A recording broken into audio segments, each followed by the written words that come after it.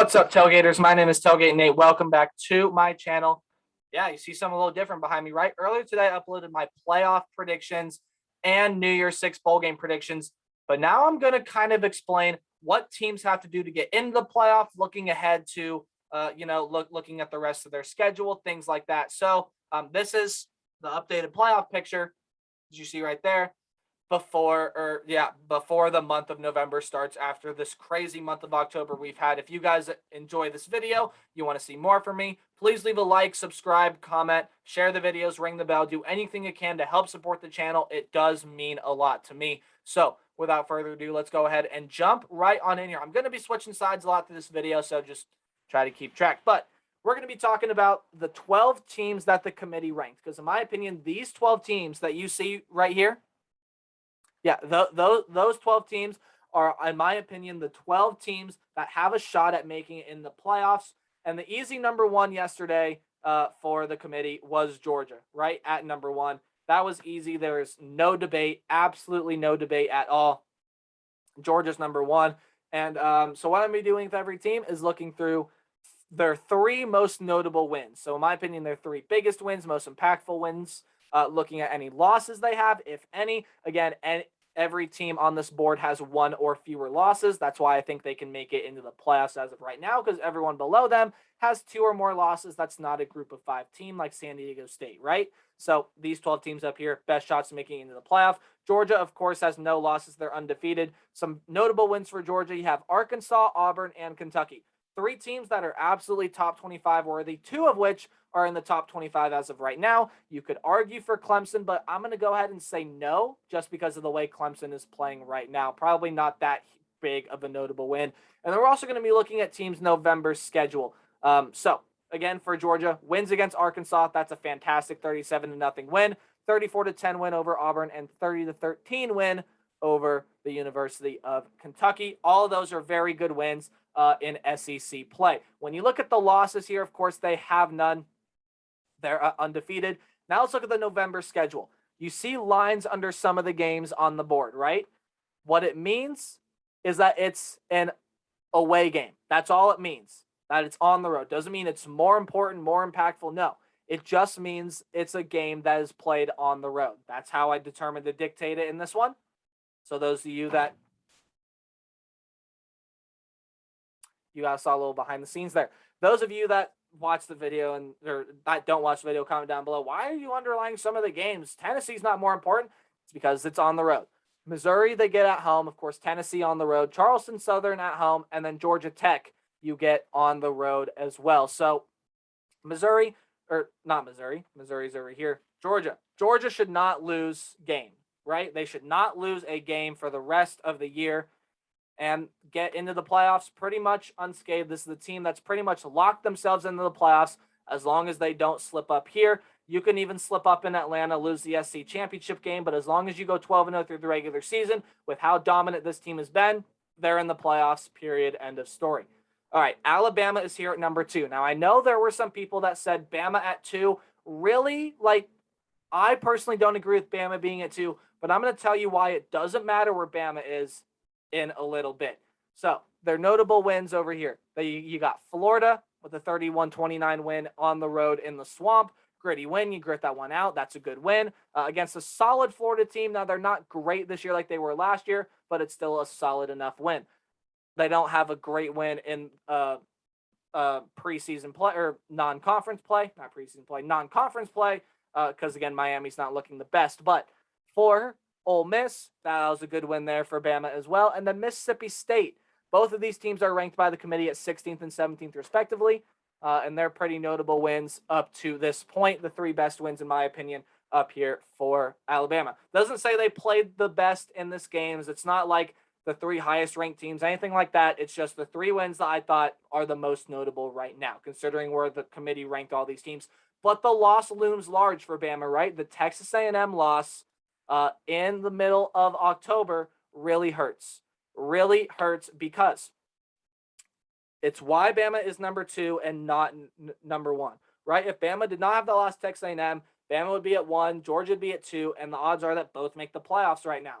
But for Texas A&M to beat Bama like that, This has caused some havoc for Bama. I'll talk about it later. Their November schedule goes as follows. They have LSU at home, New Mexico State at home, Arkansas at home, and then Auburn on the road. So let's talk about it. These three games, probably LSU and Arkansas might be looked to some as, ooh, that's an interesting matchup, but nothing to me says Bama should lose any of these three games right here. This game, though, Auburn plays Texas A&M this week, right? So let's say Auburn goes in, beats Texas A&M, and comes into the Iron Bowl 9-2. Alabama wins the rest of these three games and comes in 10-1. That game is huge. In fact, that game is huge even if Auburn doesn't come in 9-2. Auburn can come in and Alabama can go into Auburn and Auburn can spoil Alabama's season, right? Because here's why it doesn't matter where Alabama is. You could put them at 2, 3, 4, 5. You could put them all the way down at 25th. It wouldn't have mattered. If Alabama loses another game, they're done. Period. End of story. In some crazy chaos world in which everyone ends up with 2 losses, sure, maybe Bama finds a way in. But as of right now, if Bama picks up another loss, even if their only other loss is to Georgia, I still don't see them getting into the playoffs. That's why it does not matter where Bama is right now, because if they slip up, I think they're done. This November schedule, this game especially, is really important for them. The Iron Bowl, going to be a huge game for Alabama. Not so much a huge game for Auburn. Maybe New Year's 6 hopes right on the line for Auburn here. But for Alabama, if Auburn and Alabama win out coming into this game, that game decides the SEC West, and then Alabama's really in trouble if they lose that game, right? Okay, switching sides here, and we're going to talk about 3 and 4 now, right? Michigan State is at number 3. This team has just defied my expectations all year long. I did not think this team was going to be that good in the offseason. Of course, predictions are not always accurate. People are proven wrong all the time, and I am proven wrong here. So, looking at Michigan State's notable wins, in my opinion, their 3 most notable wins, first off is Miami. Why Miami? It was the game that put Michigan State on the map, right? Kind of the game that got Michigan State rolling into the top 25 and people saying, okay, so this team, this team can make things interesting. 38-17 win there. Nebraska. Why is Nebraska up there? Nebraska's not any good. Nebraska is up there because Michigan State had to grit this win out, right? They were not playing well the game. Nebraska was controlling everything, but Michigan State's defense held together, especially in overtime, still found a way to win this game. I think that's important for the character of this team. And then, of course, the win against Michigan. No one's going to argue that that's a notable win. Really, by far, the biggest win that Michigan State has had all year. That's a huge win. Losses, of course, they have none. They're one of the 6 undefeated teams left and one of the 5 undefeated teams you see on this board. So, for their November schedule, you have Purdue on the road. Don't overlook that. That's a tricky game. Maryland, Ohio State on the road. We'll talk more about that one later as well. And then Penn State at home. These last 2 games here, really tricky stuff. This Ohio State game is shaping up to look like the game of the year so far, right? Just everyone thought it was going to be Georgia Clemson. Well, now Clemson's not doing well. And then all of a sudden it was going to be, right, like all these other games. So far, I think Michigan State is game of the year, hands down. But this Ohio State-Michigan State game is going to define the Big Ten East, saying that Ohio State wins the rest of their games apart from the game against Michigan State, right? Michigan State is totally in control of their own destiny. If they win out, they're in. But I think they have to win the Big Ten to do so as well, because then if they don't, they'd probably need help from Oregon, Oklahoma, teams that are playing them to maybe beat them. But for Michigan State, it's as easy as you win your last 5 games and you're in. Of course, the 5th game being a potential trip to the Big Ten championship game. But Purdue, that's going to be a tricky one. I don't think they should overlook Purdue. Upset factor there for sure. Watch out for that one. Maryland, again. Ohio State, Penn State, though. Those are going to be some interesting games to watch. Oregon is here at number 4. And speaking of the Ohio State Buckeyes, Oregon, out of every team on this board, probably has the best win. And that is the win right here against Ohio State in week 2 on the road in Columbus without Kayvon Thibodeau and Justin Flo. Other notable wins for them, you have Fresno State and UCLA. 2 very good wins for Oregon. Had to kind of grit out that Fresno State win. let UCLA back. Well, didn't let UCLA. UCLA got back into that game, but Oregon was able to hold on. This team has shown a lot of character in the wins this year. But ever since this Ohio State game, they haven't looked the best, right? Including the loss here to Stanford, the 31-24 loss in overtime. And again, I didn't think Oregon necessarily played a bad game in that one. Again, they played okay. They played down to Stanford's level. They also just got outcoached in overtime. They got flat out coached, making mistakes in that game. So while Oregon probably has the best win on this board, they also, I think, definitively have the worst loss on this board, right? And that might be something that comes back and haunts them later. But this team is starting to get back to form of how they beat Ohio State in week 2. Let's look at their November schedule. They have Washington on the road, Washington State at home, Utah on the road, and Oregon State at home. So they're going to alternate road and home games for the rest of this season. And watch out for Washington. Watch out for Utah. These are two teams that, while every other team in the Pac-12 besides Oregon has 3 or more losses. So Oregon really needs to win out and win out convincingly, and then beat whoever in the Pac-12 championship game to move on. And they have tricky games left. Again, Washington, Utah, on the road. Those are going to be some tricky games, some hard games to win. Even Oregon State, I think, can put up a good fight, but Oregon is getting better. They're starting to play like the team that beat Ohio State in week 2.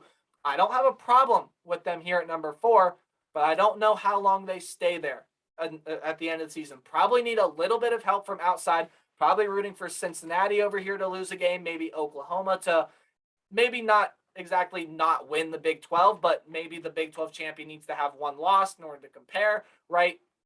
So we'll see what happens with the Ducks from this point on. But again, still in control of their own destiny, maybe with a little bit of outside help. All right, moving on now to the second row and switching sides yet again. And we're going to talk about two teams from the same state. That is the state of Ohio. So Ohio State is here at number 5. Notable wins. I put Minnesota on the board. The committee put Minnesota at 20th. Therefore, I think that's a really good win. And this was also when Minnesota had Mo Ibrahim. Imagine then if Minnesota still had Mo Ibrahim throughout this year. Probably wouldn't have lost that game to Bowling Green, which I know is going to be the polarizing loss for Minnesota. But Minnesota's still playing some really good football as of right now. The way they're playing now, very, very well. Rutgers, I also put up here as a notable win. So ever since that loss to Oregon, which we just talked about, is right here. Won't talk about it anymore this video, or I might mention it here and there, but won't really outright mention it. But again, Ohio State's loss is to Oregon. We mentioned that back up here. This win against Rutgers showed that Ohio State has gotten so much better through Oregon. I know people say since the Oregon game, they've looked good. In my opinion, since the Tulsa game, they've looked good. They still did not look great in the Tulsa game. And the game against Akron, I didn't put up on the board because even though they played a lot better that game, it's Akron. So Rutgers was the game that for me really showed, okay, this team really is getting better. And then the win here against Penn State last week made things difficult for Penn State. Penn State can now play spoiler to a lot of these two teams right here on the board. Also, coincidentally, in the same state. But Penn State, that's a nice win for Ohio State. Yes, you only win by 9. Yes, they look vulnerable. But again, now they have the head-to-head. They get the win. That's a good win for Ohio State. Penn State is a top 10 caliber team when they are playing at their best.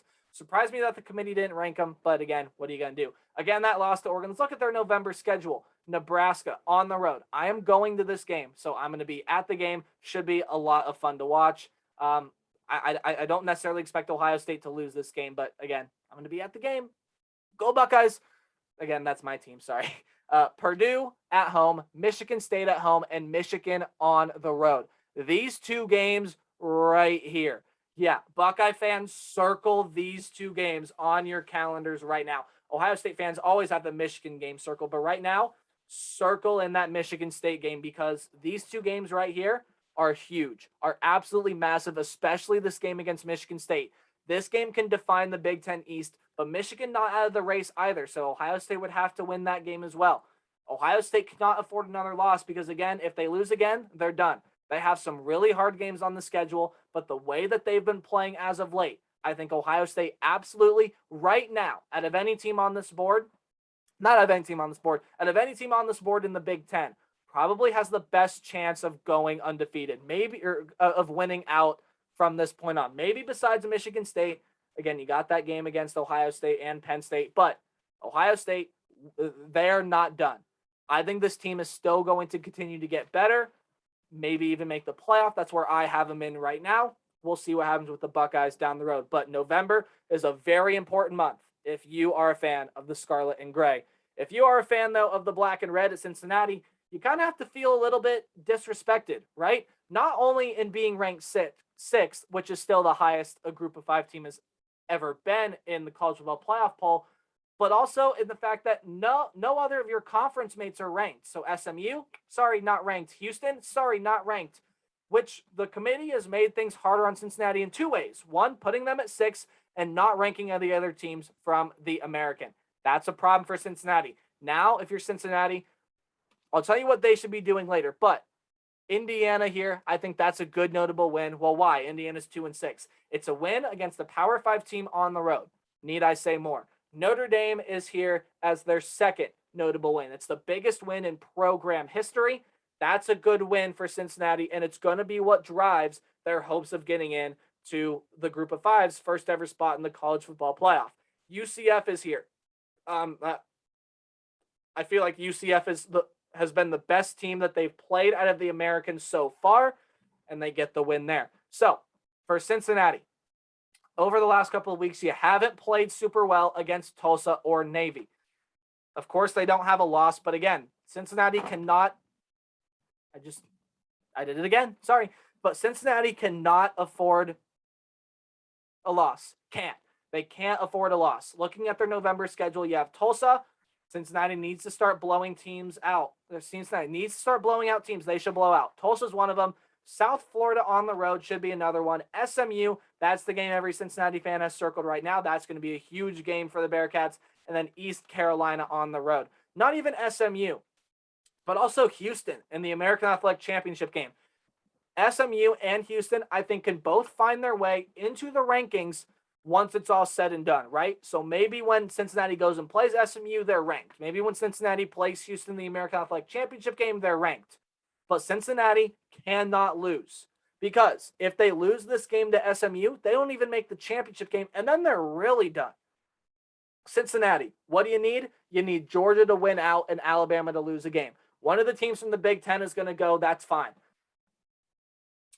Oregon, you probably need them to lose another game as well. You need the Big 12 champion to have one loss, maybe have Wake Forest lose a game as well to solidify your chances, because they can't worry about what's ahead of them now. You have to worry about what's behind you with Oklahoma. Cincinnati, the committee's made it hard on them. We'll see if Cincinnati can do it. I think this team is really good. We'll see what happens. Switching sides again, we'll talk about 7 and 8.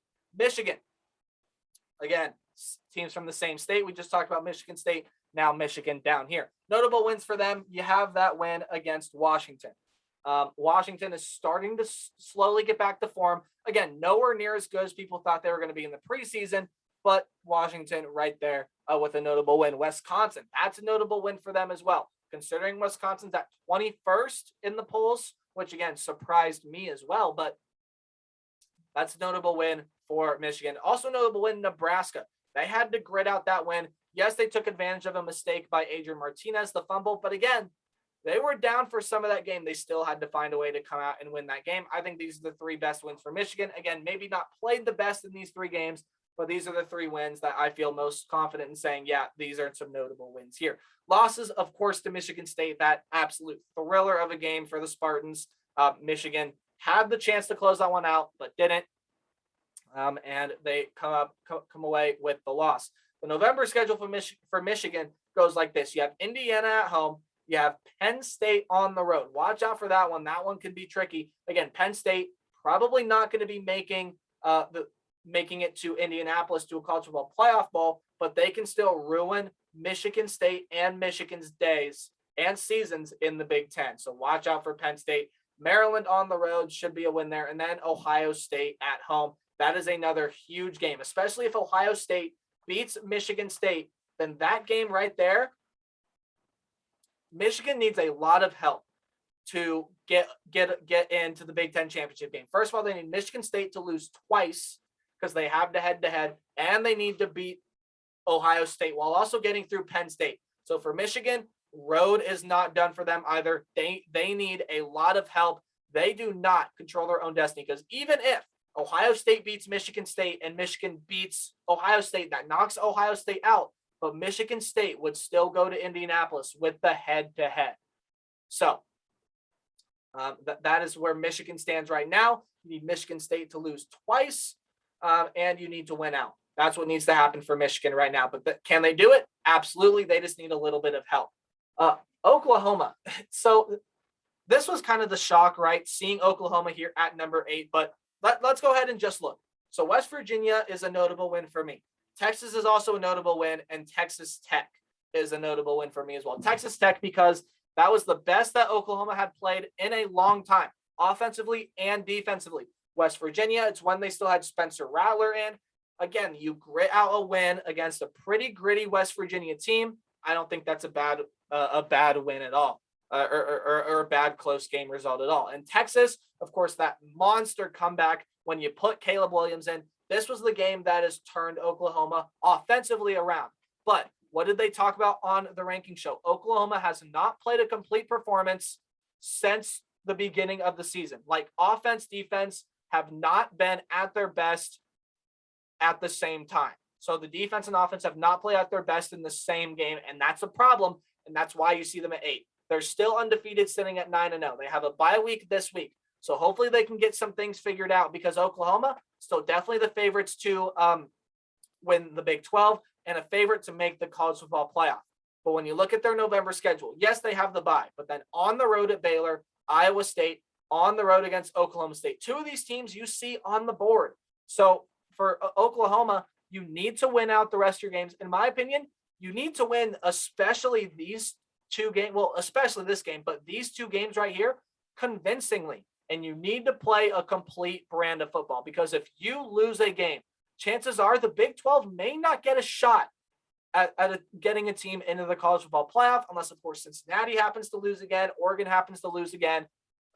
But you need Oklahoma to win out. With the way that they've been struggling, Oklahoma, you've got to win out. You've got to win convincingly. I don't think you can afford a loss at this point, because if you lose, probably not going to have a great shot of getting into the playoff, just with the way they played now. And the committee has sent that message to Oklahoma. They said, hey, we're putting you at 8th. We don't feel like you've played a complete performance yet. You need to step it up. Oklahoma's got to step it up. They have some good wins already, yes, but this stretch right here is by far their hardest of the season. We'll see how they handle it. Switching sides once more, going down out to the bottom row. Wake Forest. Wow. Wake Forest, huh? Man, they are sitting here at 9th in the nation. They're, I believe, first ever appearance in the top 10, or at least first in a long time. I believe it is their first ever, right? Notable wins for them are Syracuse. They had to grit that one out. That's a good win. Army, you hang 70 points in 17 minutes. Hard to complain with that. And then Duke. This, I think, was Wake Forest's best game they've played all year, the 45-7 win. Because the defense this year for Wake Forest has not been great statistically and when you watch it through the eye test, but clearly the committee likes Wake Forest. They put them at 9th. Now, they don't like them as much as, say, well, in Oregon or Alabama, of course, obviously, but they still like this team. Of course, they're one of the 6 undefeated teams left, so they have no losses, but no one on the schedule, or no one that Wake Forest has beat thus far makes you say, oh, wow, Wake Forest is a really good team. It's all some mediocre wins, but they have chances to get some good wins later down the line in November. This week is on the road against North Carolina.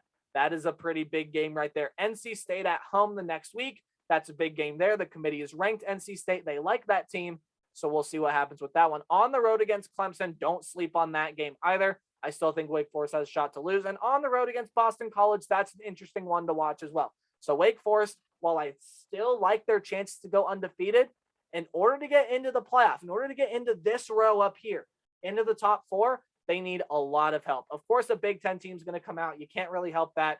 They need Georgia to beat Bama. You need Cincinnati to lose. The Big 12 champ to have 1 loss. Maybe Oregon to slide as well. Possibly maybe even Notre Dame to lose a second game. We'll talk about Notre Dame here in a second. Probably the team on the board that doesn't have a shot at making it, but felt like they need to be included. So for Wake Forest here, you need some help to get into the playoff. And they might not even be the team that comes out of the ACC. But Wake Forest is a very good football team, and they have chances to prove that they are a top 10 team this month. They have chances to do so. We'll see if they can take advantage of those chances. Notre Dame. Notre Dame is here at number 10. Their notable wins thus far are Wisconsin, of course, the big win over Wisconsin. Virginia Tech, you had to grit that one out. And then this last week against North Carolina, or the game-winning field goal right here against Virginia Tech. But North Carolina, you win that game as well. North Carolina, not a bad team, not a great team either, like we thought they were going to be, but still a solid team nonetheless. But that win against Wisconsin, their best win of the season by far. Again, their losses, we talked about it a little bit earlier, right, with Cincinnati. That is their loss, and that probably pushed Notre Dame out of playoff contention. But Notre Dame, the reason they're on this board is because they helped Cincinnati tremendously. Let's look at their November schedule. You have Navy on the road against Virginia, Georgia Tech, and on the road against Stanford. I don't think Notre Dame should lose any of these games. And if you're going to, it's probably going to be this game on the road against Virginia that you drop. But I still don't even see them losing that with the way that Virginia's defense has played so far this year. Notre Dame should go 11-1, and that helps Cincinnati because if Cincinnati, if that is Notre Dame's only loss, that looks great for Cincinnati. That looks fantastic, and that tremendously helps their cause if they win out. But if Notre Dame drops another game, suddenly the question becomes, so did Cincinnati really beat that good of a team? Sitting at 10-2, my answer is yes, absolutely. And Notre Dame is a historic program. But again, if Notre Dame goes 11-1, it really helps Cincinnati. This team probably not making it into the college football playoff as an FBS independent, but they're on the board because they help Cincinnati. So interesting to watch Notre Dame for the rest of the way. And the final time, switching sides, we're going to talk about two teams, not in the same state, but they are in the same conference, Oklahoma State and Baylor. So Oklahoma State, let's look at some of their notable wins here. You got Boise State. I think that's a good win there, again, when considering Boise State has beaten BYU. They haven't looked great this year, but they haven't looked awful either. So Boise State, a notable win there. Baylor, of course, you see Baylor right here. We'll talk about them later. But Baylor, one sec. I keep dropping things. Look at me. Baylor, that's a great win for Oklahoma State. And Texas, that's also a great win for Oklahoma State. A come from behind win there, but they do have a loss, and it's on the road against Iowa State. Now, Iowa State, not a bad team by any stretch of a mile, but it's a game that is probably going to haunt Oklahoma State later at the end of the season. Probably could. But again, they have a loss to the Iowa State Cyclones. All right. November schedule, they go on the road against West Virginia, then you get TCU at home, on the road against Texas Tech, and at home against Oklahoma. Watch out for this West Virginia game. That one should be a lot of fun. TCU, Texas Tech, probably should win those ones. And then Oklahoma, Bedlam, a huge game for not just Oklahoma, but Oklahoma State as well. That game is massive for both of those sides, especially if both the teams were to win out from this point on. Probably get a rematch in the Big 12 championship game as well if both teams, or if Oklahoma enters that 11-0, Oklahoma State enters that one 10-1, and then they win it, right? But for Oklahoma State to get into the playoff, you need a lot of help. First off, you have to win the rest of your games and then beat probably Oklahoma or Baylor in the Big 12 championship game. Probably need Cincinnati to lose a game, maybe Oregon to drop a game, Georgia to beat Alabama, maybe Wake Forest to lose as well. So Oklahoma State needs some help, right? As does Baylor. Baylor, all the things I just said about Oklahoma State can apply to Baylor. But let's look at Baylor's notable wins. Iowa State, that was an upset win, a great win for Baylor. BYU, that's a good win. BYU is ranked 15th by the committee. So great win for Baylor there. And then Texas, able to come from behind win there against Texas just this last week. Good win there for the Baylor Bears. Texas, not a bad team, but again, sitting at 4-4, might not look like as good of a win as it probably does to most of us that watch a lot of these games. Not saying that the committee doesn't, but again, good win there for Texas. Of course, their loss to Oklahoma State, I just talked about it over here. Good win for Oklahoma State. Not a bad loss for Baylor by any stretch of a mile, but again, still a loss. Their November schedule goes as follows. They have TCU on the road, Oklahoma at home. That's a huge win there. Well, could be a huge win there, right? Then they have Kansas State on the road and Texas Tech at home. So these games right here, playing Oklahoma for both of these teams helps, and they're going to have to beat Oklahoma to get into the playoff. For Baylor, again, you probably need Cincinnati to lose a game, Oregon to lose a game, Alabama to lose a game, Wake Forest to lose a game, maybe to feel more comfortable, say Notre Dame lose another one. You're going to have one of these teams come out of the Big Ten 11-1, 12-1, something like that. But the most important thing for Baylor and Oklahoma State right now, you have to beat Oklahoma. And for Oklahoma, the most important thing is you have to win these two games, both of them on the road. And that is so much easier said than done with the way these teams have been playing as of late. We'll see what happens later this year, but everything I just talked about on this board, there's still a lot that has to play out. There's still a lot of room for chaos and upsets. November is going to be a very, very fun month. I hope you guys enjoyed this little in-depth look at what I think team needs to do, where they need help, looking in at their schedules. Please, if you guys have any opinions on any of this, which I'm sure you do, you clicked on the video, right? Leave it down in the comment section down below. Also, if you enjoyed this video, like, subscribe, ring the bell, share the video, do anything you can. Help support the channel. It does mean a lot to me. For those that are curious, this is the Columbus Blue Jackets jersey. It's a Rick Nash. I don't know why that matters here. It's the college football channel. But hey, Blue Jackets play tonight, so that's why I have this on. Anyways, thank you guys so much for watching. Remember to play hard but tailgate harder. Thanks for sticking with me if you did through this longer than normal video. Again, I will talk to all you guys tomorrow when I do my preview and predictions. Goodbye.